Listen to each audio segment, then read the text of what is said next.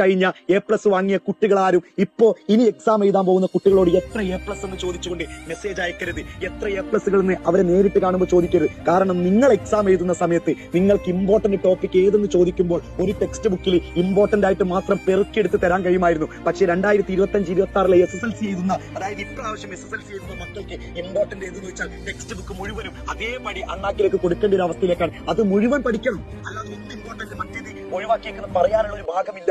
അതുകൊണ്ട് പ്രിയപ്പെട്ട കഴിഞ്ഞു പോയ SSLCയിൽ A+ വാങ്ങിയതും 5A+, 10A+ വാങ്ങിയ എന്റെ പ്രിയപ്പെട്ട മക്കളോട് ഒരുപാട് സ്നേഹത്തോടു കൂടി തന്നെ പറയട്ടെ, ഇനി SSLC എഴുതുന്ന മക്കളോട് നിങ്ങൾ ഒരിക്കലും A+കളുടെ എണ്ണം ചോദിക്കരുത്. അവർ നിങ്ങൾക്ക് പറഞ്ഞു തരും. നിങ്ങളോട് പറയാൻ അവർ ആഗ്രഹിക്കുന്ന A+കൾ അവർക്കുണ്ടെങ്കിൽ അവർ നിങ്ങളോട് പറഞ്ഞു തരും. നിങ്ങളായിട്ട് വെറുതെ കളിയാക്കുന്ന രൂപത്തിലേക്ക് അവരെത്തി പോകരുത്. കാരണം നിങ്ങളും അവർ രാപ്പകൽ വ്യത്യാസമുണ്ട് സിലബസിന്റെ കാര്യത്തിലും ക്വസ്റ്റ്യൻ പാറ്റേണിന്റെ കാര്യത്തിലും. അതുകൊണ്ട് മക്കളെ ഒരിക്കൽ പോലും അവരെ മനസ്സുകൊണ്ടോ വാക്കുകൊണ്ടോ നോട്ടം കൊണ്ടോ A+ന്റെ പേരിൽ നിങ്ങൾ അവരെ വേർതിരിച്ച് കാണരുത്. ഇപ്പോൾ എക്സാം എഴുതുന്ന കുട്ടികൾ ഒരുപാട് കഷ്ടത അനുഭവിക്കുന്നവരാണ്, ഒരുപാട് കഷ്ടപ്പെട്ട് മുന്നേറാൻ ശ്രമിക്കുന്നവരാണ്. പക്ഷെ അവർക്ക് എന്തോ എവിടെയൊക്കെയോ ഇങ്ങനെ വലിച്ചു വാരിയ സിലബസുകളായതുകൊണ്ട് അവർക്ക് ബുദ്ധിമുട്ടുന്നുണ്ട്.